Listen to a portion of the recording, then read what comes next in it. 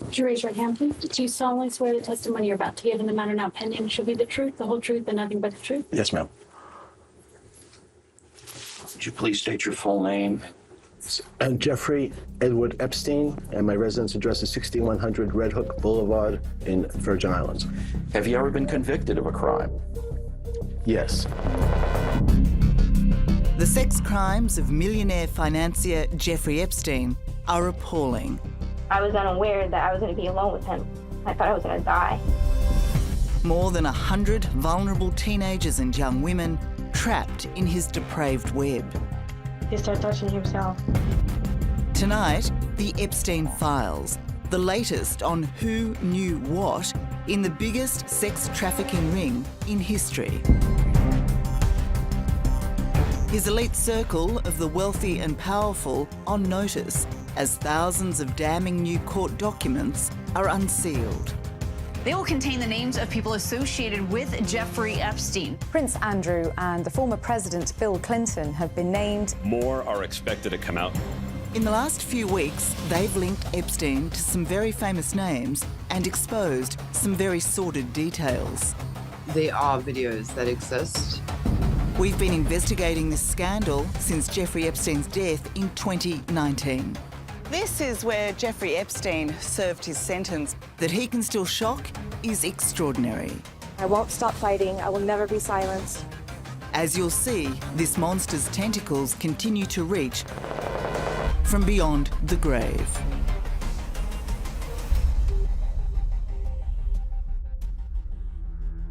What? Refusing to answer lawyers on the grounds he might incriminate himself, Epstein thought his own silence would protect him forever.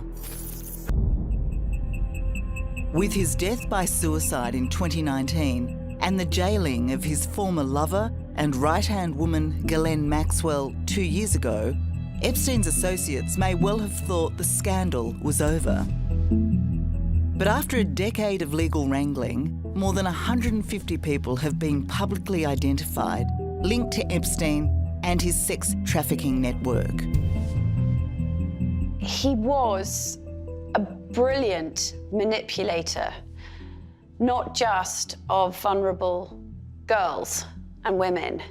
He was a brilliant manipulator of powerful men.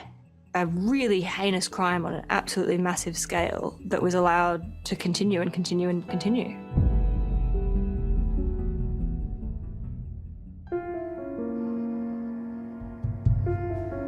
On my own island, I can think the thoughts I want to think.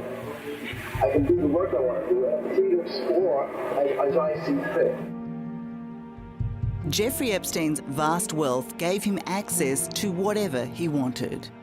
As we now know, the globe-trotting multi-millionaire created a network where young women were supplied to him wherever he went. I realize what I am. I'm very comfortable in my own skin. What I'm really free to do is I'm free to follow my own personality.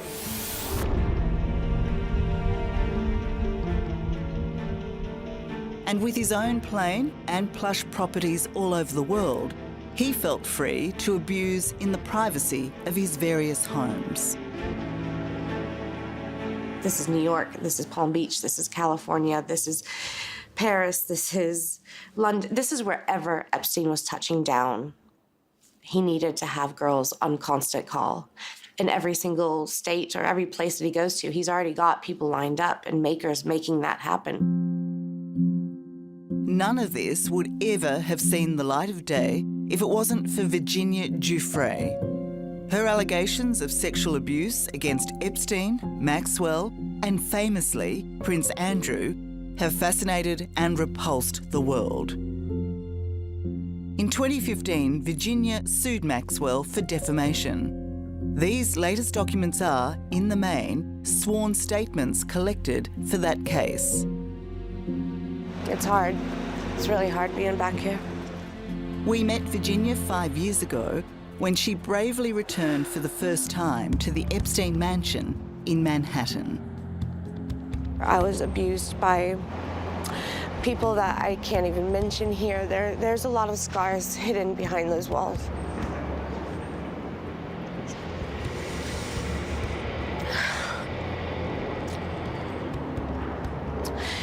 It should be ripped down. It should be burned to the ground.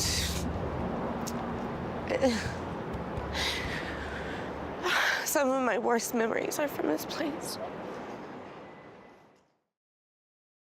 I continue to be shocked by just how awful this story is. The damage that was done to these women is incredibly hard to even express. This has been completely life-altering for them. It's incredibly unfair that this was allowed to happen with impunity for so long. Lucia Osborne Crowley is a journalist and author who has long covered the Epstein case. She believes the significance of the new Epstein files can't be overstated. It's really important that we understand the difference between having these allegations swirl around and seeing that people were willing to swear to them under penalty of perjury. It's an incredibly hard thing to do, and they were all willing to do it and to swear to the truth of it.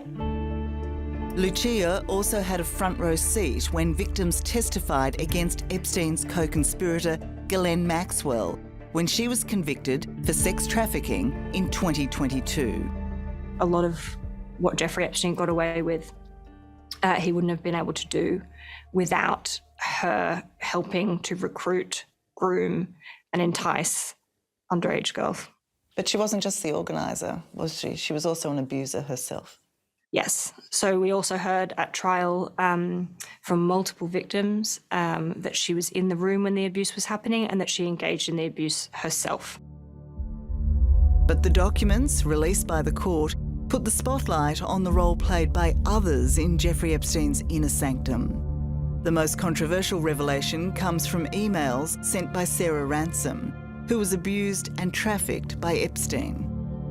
Those emails claim she has seen video recordings made by Epstein of an unnamed friend having sex with Bill Clinton, Prince Andrew, and Richard Branson. All three men vehemently refute the allegation, and in the past, even Sarah has denied the existence of the tapes. But just 2 weeks ago, she stood by her original claim in a Zoom call with Good Morning Britain. It's no secret that everything was recorded. I've also seen recordings in his office. There are videos that exist. The people that know they exist, I'm sure, are very frightened of them being released. Fear may also explain the resounding silence from others named in this recent mass release of documents. According to thousands of pages of sworn statements by women abused by Epstein, the men now in the headlines are potential witnesses. They place them at the locations where the abuse commonly took place. The vast majority, including all the names that we're hearing about the most, there are no allegations of criminality. They are just listed as potential witnesses. If these people are not being accused of any wrongdoing, why have they been named? The question is what they saw, who they met, what questions they asked themselves about why girls of that age would be in any of the Epstein homes. And if they didn't ask themselves questions about that, why didn't they ask themselves questions about that? The documents also shed light on the alleged dark motivation of Epstein's sex trafficking to get dirt on some of the world's most influential people.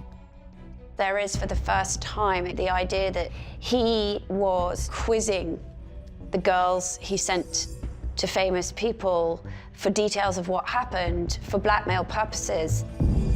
That has always been the suspicion that this man had cameras everywhere, that he kept blackmail tapes. That was his leverage.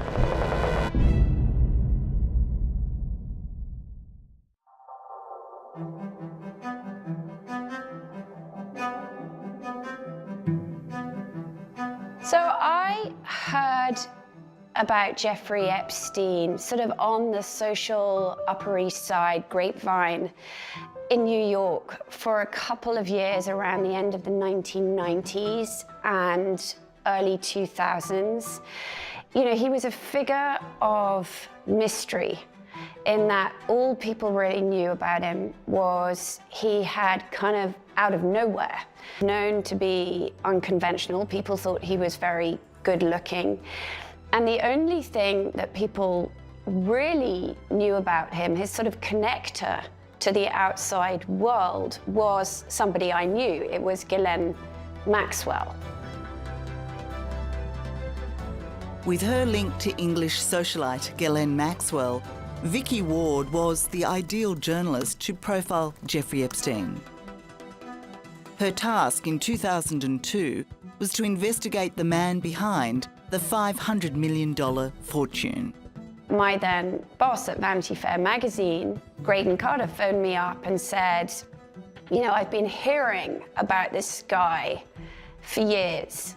Nobody knows who he is, where he got his money from, what his deal is. And that was how it all began.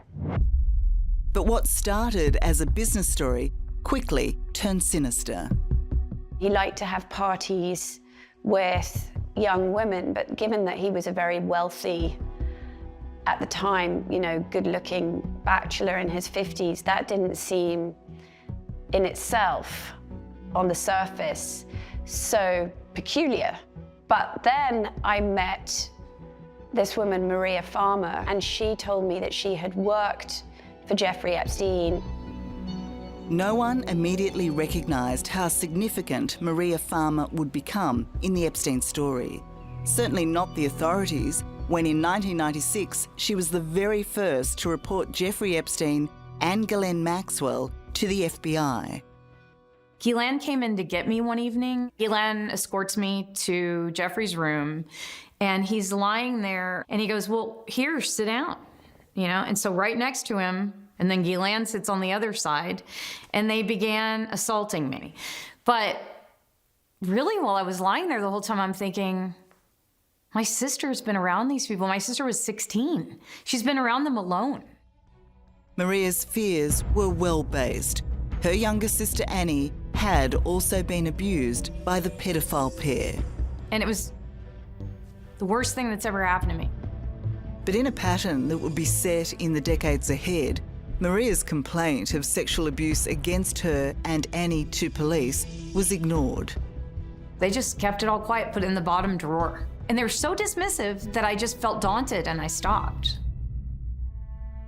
For more than 25 years, Maria Farmer has been filling her canvas with the Epstein story, a tale of horror that began in 1995, when, as a gifted student at the New York Academy of Art, she met Jeffrey Epstein and Ghislaine Maxwell. Epstein gave her a job to buy art for his New York mansion. As well, she became an unwitting witness to a steady stream of teenagers and young women through Epstein's front door. And shockingly, she had direct evidence of Maxwell scouting girls for the insatiable millionaire. What did you witness? So several times I was in the car with her, and she would ask the driver to stop the car. And she'd dash across to the school or the park or wherever she was going, and she would like write down her phone number for a child, a young girl. And then I'd see that child at the house. And she'd say, they're auditioning. You know, I found a model in the park. And I thought it was really strange because I did see a couple girls in braces, and I've never seen a model with braces. Do you reflect on how different life would be for so many women today if the FBI had investigated your complaints in 1996? Yeah. I think about it all the time. I do. And it hurts a lot. And I never had children because of it. Because I didn't feel like they would be safe.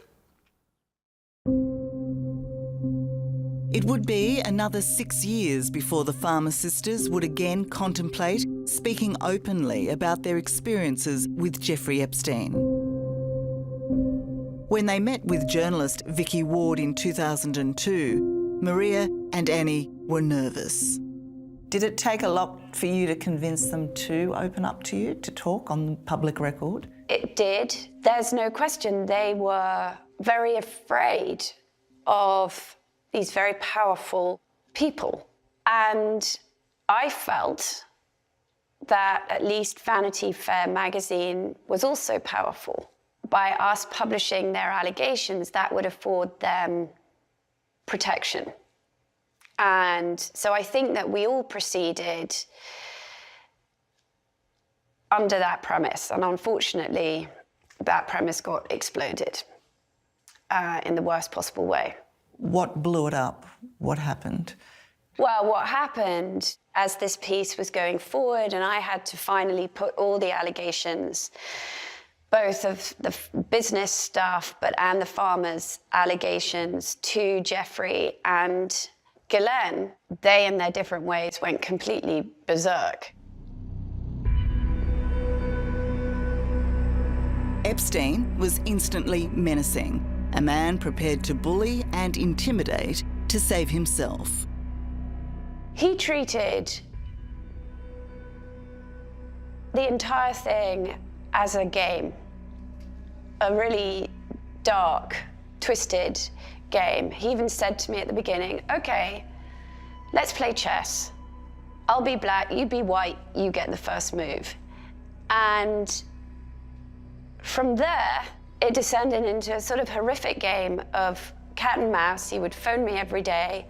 And then he told me that if he didn't like what I was going to write, he was going to have his witch doctor place a curse on my unborn children, and that was off the record.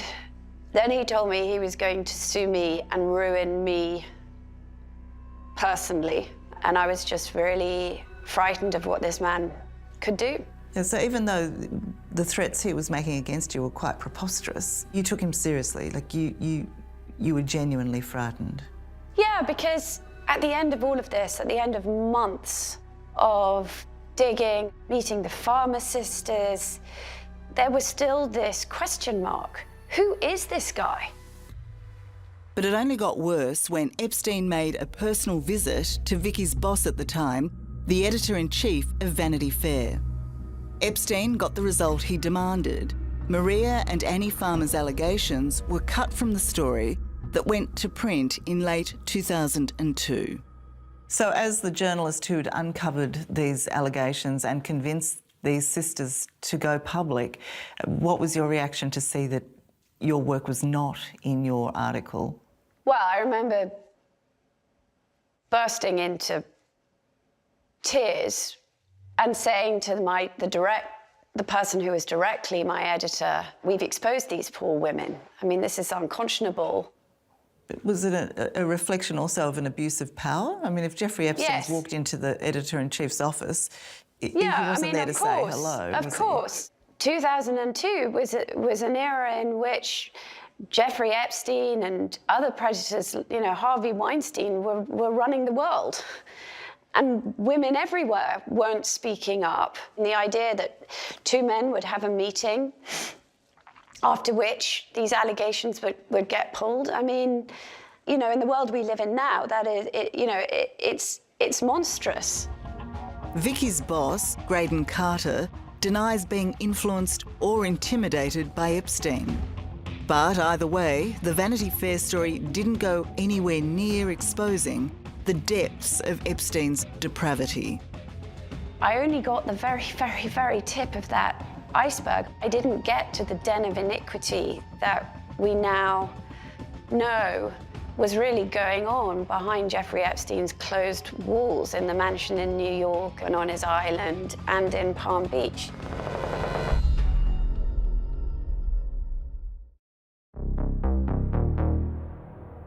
Around that mansion, that's where this part of the sex trafficking ring really kind of came to life.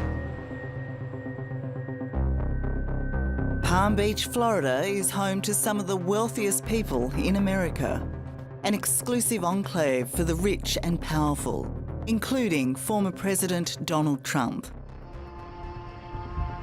Jeffrey Epstein's luxurious home here graced the foreshore, its white walls and inscrutable exterior hiding a dark truth. A place where it's estimated more than 100 girls were tricked and abused, their lives changed in an instant.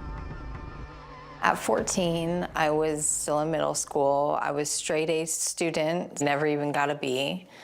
I played the first chair trumpet. I was the captain of the cheerleading squad. And then after I met Jeffrey, I just completely quit. This is where you were living for a while? Yes, this is where I was living when I met Jeffrey Epstein. Epstein was 48 when a teenage Courtney Wild entered his orbit in 2001. At the time, she was living in this trailer park, one of West Palm Beach's poorest communities. Do you believe that Jeffrey Epstein targeted areas like this? Yeah, definitely targeted, children like myself that were vulnerable to him and his money, and we felt like we were being helped and saved by him when ultimately he was just preying on us.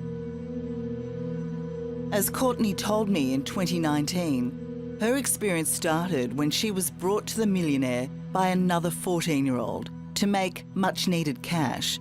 The trap had been set. What were you expecting to happen? Why did you think you were coming here?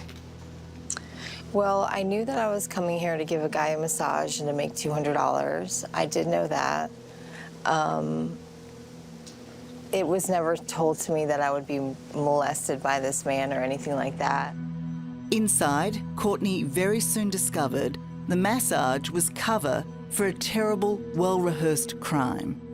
We were taken upstairs. It was like a circular stairwell that led to a hallway that led to his bedroom, which the massage table was in his bedroom, bathroom. He asked us to get comfortable, to just, take our clothes off, to be in our bra and panties. Were you abused during that session? And so we would massage him for about 30 minutes, and then whenever he was ready, rolled over and asked the person that brought me to go downstairs and wait. And once that happened, then that's when the sexual abuse happened, yes.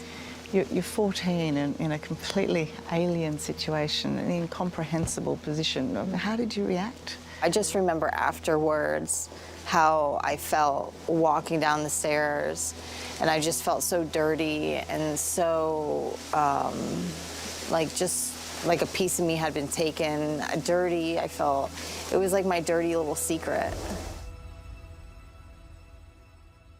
Virginia Giuffre's experience was eerily similar, except her recruiter was not a fellow teen, but the sophisticated and seemingly trustworthy Ghislaine Maxwell. Virginia was 16 and working at Donald Trump's Mar-a-Lago resort when Maxwell spied her reading a textbook on massage. She just seemed very nice, and she said, I've got a person that I know who's actually looking for a traveling masseuse. And if you want, I can get you an interview with him. If he likes you, we can get you educated. You'll be a real masseuse. And you'll get to travel and see the world. And she made it sound like it was a dream come true. And it wasn't. Within hours, Virginia was at Epstein's Florida mansion, lured there by Maxwell's promise.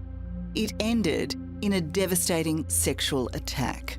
So put it this way, we did the back of him, we did the back of Epstein, and then when he turned over, that's when I was instructed to get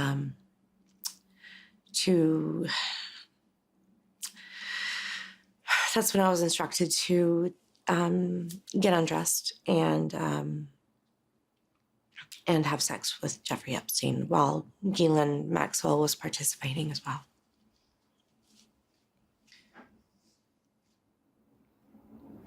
You want to take a moment? No, I'm okay. I'm okay. So you were abused by both of them in your very first encounter? Yeah, both of them. I was abused by Ghislaine and Epstein. I don't mean to sound sexist in any way, shape, or form, but I expected it from a man, but I didn't expect it from a woman. And, yeah, I think that's what hurts the most.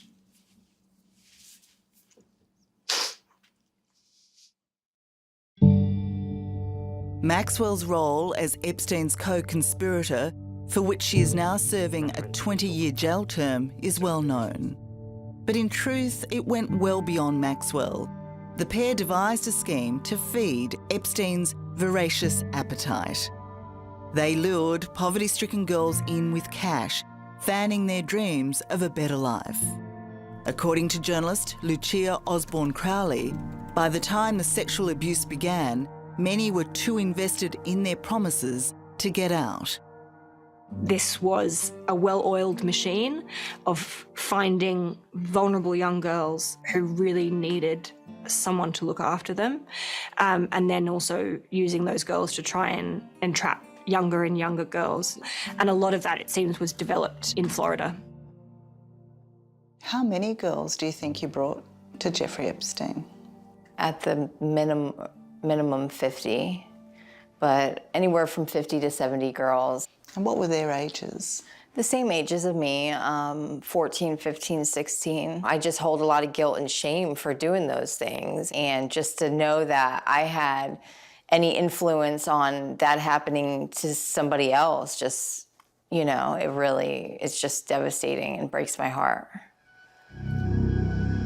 Epstein's vile pyramid scheme might have continued unchecked, if not for the stepmother of one of his teenage victims, who called the Palm Beach Police Department in 2005. It was an incident that occurred maybe like three and a half weeks ago with one of my stepdaughters.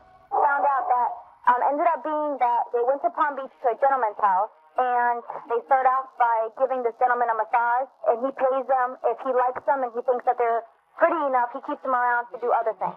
Okay. So I wasn't quite sure if there was an investigation or if you guys had any word.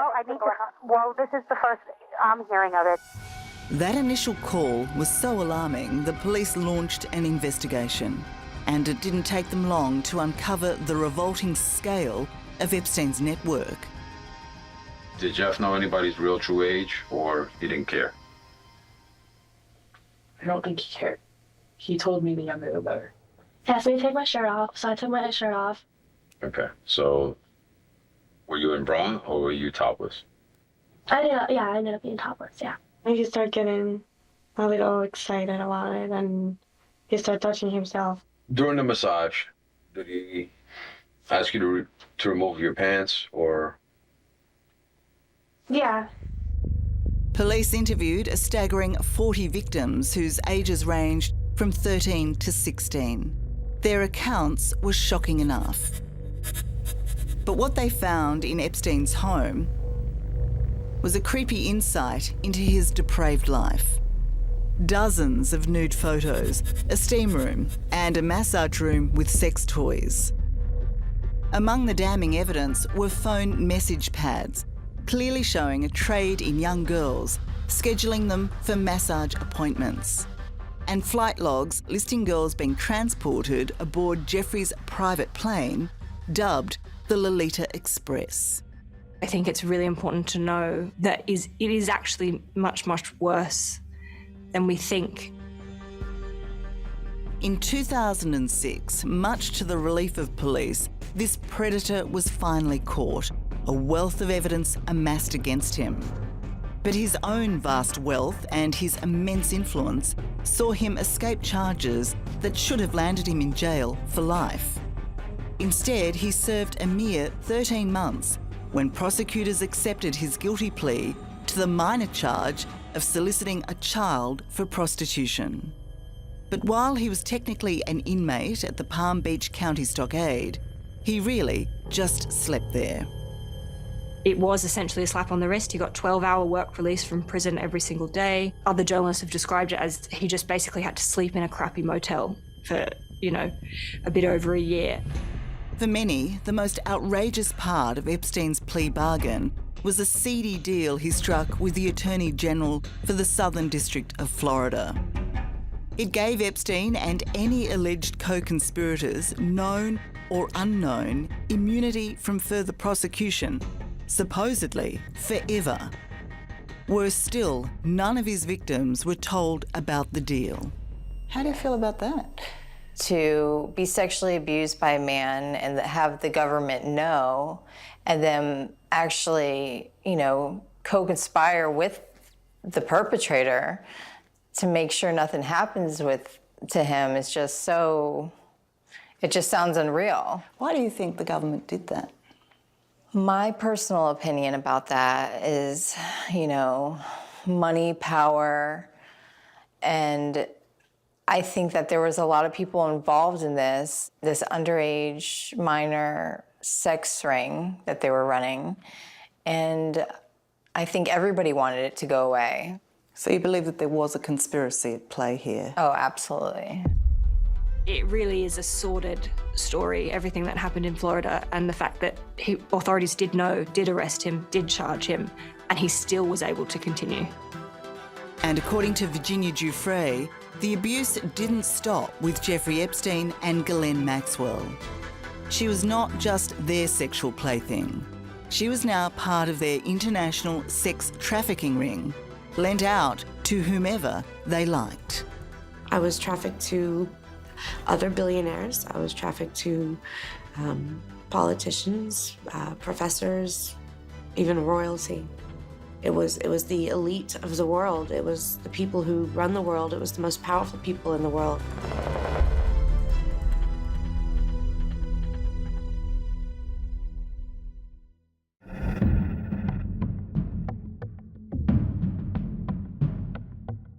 Ghislaine was this sort of very exotic, glamorous figure who would drop in and, to be honest, name drop a lot of famous names that she'd been hanging out with. We heard about Bill Clinton and sort of all sorts of other people. And we also knew that she was very good friends with Prince Andrew and that Jeffrey Epstein would sometimes have Prince Andrew to stay. As a British expat in New York, journalist Vicky Ward moved in similar circles to socialite Ghislaine Maxwell, the daughter of disgraced mega-rich media tycoon Robert Maxwell. Following her father's suspicious death aboard his boat in 1991, Ghislaine moved to New York, where she started her relationship with the millionaire Jeffrey Epstein. In 2002, Vicky was assigned to write a profile of the mysterious financier for Vanity Fair magazine. When I began reporting this piece, I actually ran into Ghislaine Maxwell, and I sort of said breezily, "Oh, Ghislaine, yes, I'm writing this story about Jeffrey and the money." And I was really taken aback when she started to cry. I'm like, why is this woman crying? This doesn't seem to make any sense. Well, I didn't know that I was, from her perspective, probably in danger of pulling back the curtain on what was an absolutely horrific criminal sexual enterprise involving both of them. Epstein and Maxwell complemented each other perfectly. He had the money she was used to, she had the contacts he wanted. The most high profile, of course, being Prince Andrew, who is famously accused of abusing the then 17-year-old Virginia Giuffre at Epstein and Maxwell's invitation. We went to Club Tramp and he danced with me and he sweats a lot and he smells funny. And then we get in the car and Ghislaine tells me in the car that I have to do what I do for Jeffrey for Prince Andrew. And that's when I learned what was going to happen. There's a slight problem with the sweating because it was a claim and counterclaim that turned this royal's life upside down. His ill-advised decision to appear on the BBC in 2019 left him, if not sweating, then red-faced. His attempt to convince us he knew nothing of the teenage Virginia fell flat when this photo, taken in 2001 in Maxwell's London apartment, resurfaced. She provided a photo of the two of you together. Yes. How do you explain that? I can't.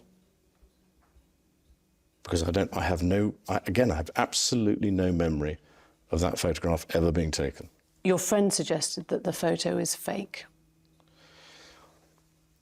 I think it's, from the investigations that we've done, you can't prove whether or not that photograph is faked or not because it is a photograph of a photograph of a photograph. So it's very difficult to be able to prove it.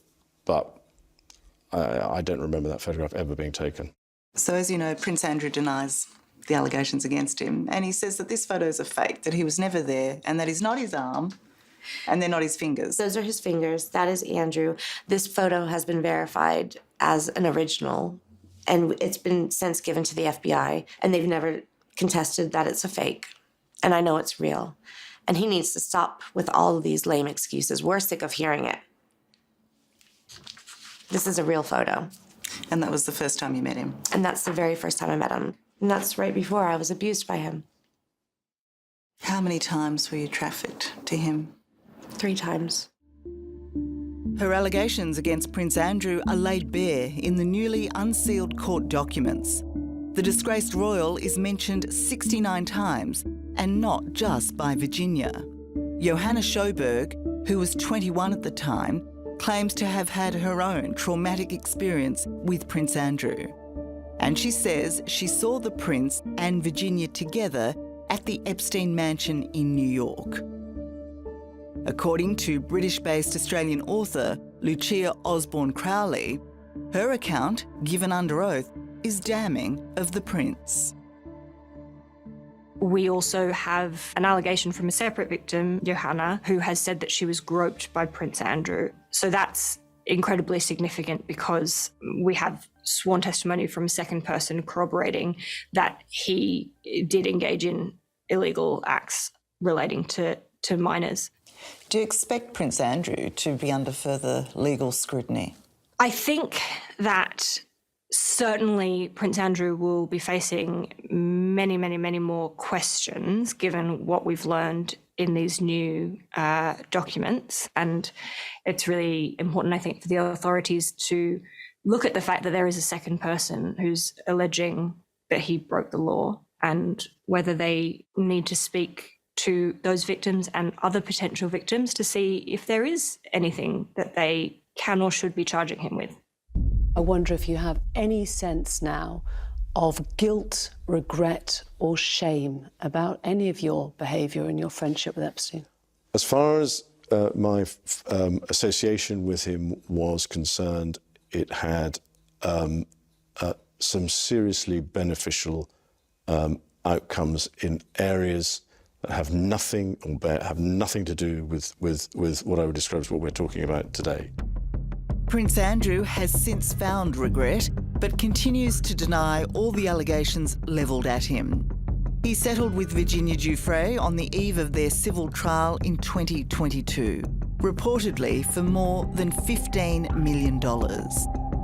In settling with her, the Prince likely thought the saga was over, but the release of these latest documents once again raises questions for him and many other Epstein associates.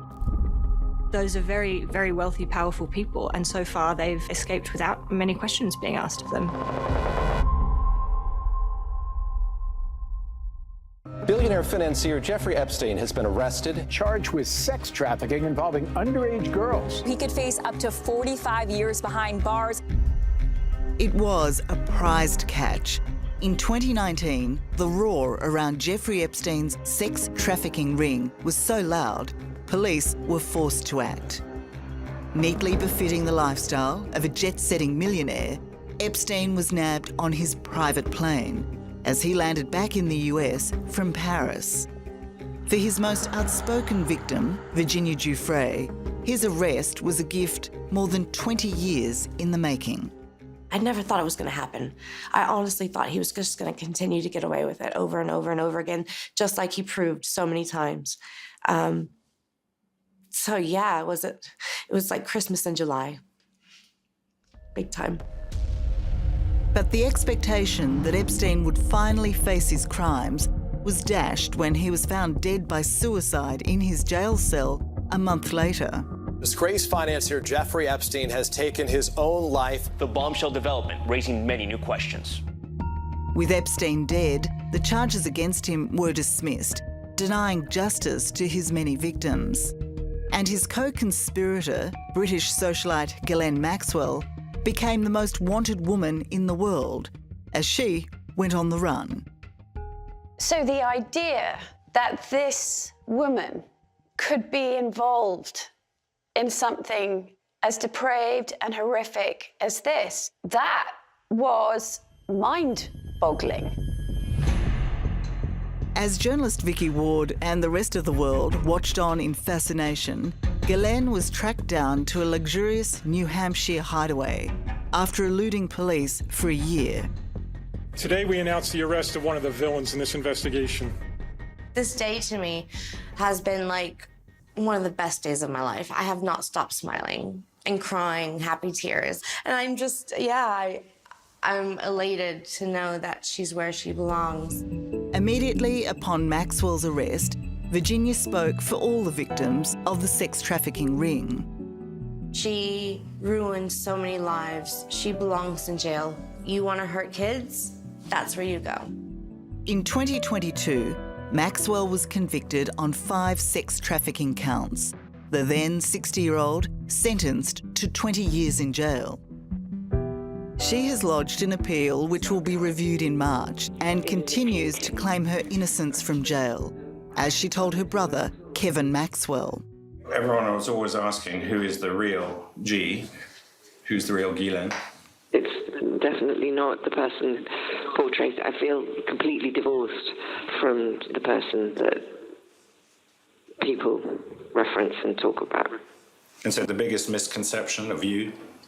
That I'm the cruelest, meanest, horriblest person who's committed crimes. Yeah. And I mean, I literally haven't seen any details that are accurate. Lucia Osborne Crowley was one of the few journalists granted access to the court to report on Maxwell's trial. It was surprising that even at her own federal sex trafficking trial, she didn't appear to have a lot of humility and still was incredibly confident. And I certainly got the sense that she did not expect to be convicted. And certainly no remorse. Certainly no remorse. She basically said that she was sorry for the damage that Jeffrey Epstein had caused them, and that's all she said. With Maxwell behind bars and Epstein dead, this case appeared to be resolved. But the recent release of these court documents shows how little we still know. There are so many names that we are left with question marks about. What was his appeal? Why did some of the most powerful men in the world flock to him? What was Bill Gates doing around Jeffrey Epstein? I'd love to hear from Bill Clinton what he saw in Jeffrey Epstein. That would be great to know. In all, more than 150 names have been linked to the disgraced millionaire. But apart from some denials of any wrongdoing, the silence from those identified has been deafening.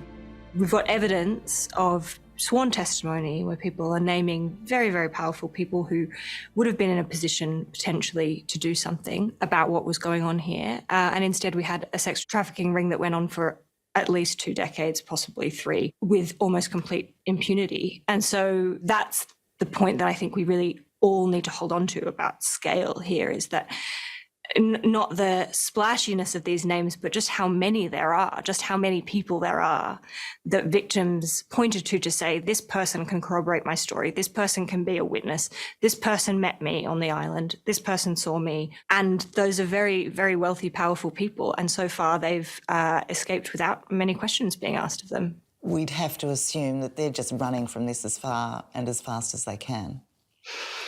Yes, well, I've been quite surprised at the silence over the last couple of weeks, if I'm completely honest. I would have thought that at least some of these people would have felt an obligation to do some explaining. At the very least, association with Jeffrey Epstein raises questions of judgment, right? Nobody looks good for having hung out with Jeffrey Epstein, now knowing everything that we know.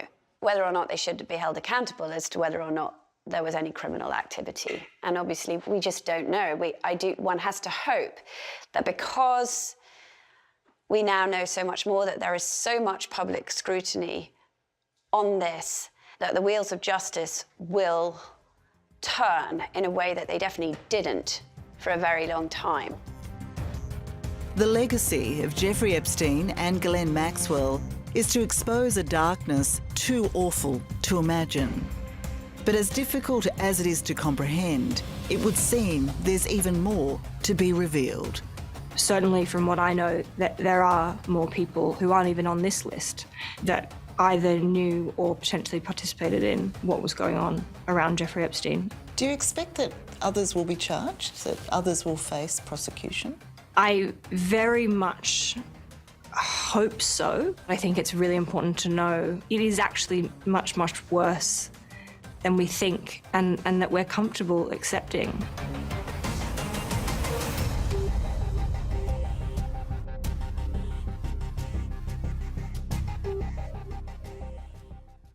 Hello, I'm Tara Brown. Thanks for watching 60 Minutes Australia. Subscribe to our channel now for brand new stories and exclusive clips every week. And don't miss out on our extra minutes segments and full episodes of 60 Minutes on 9now.com.au and the 9Now app.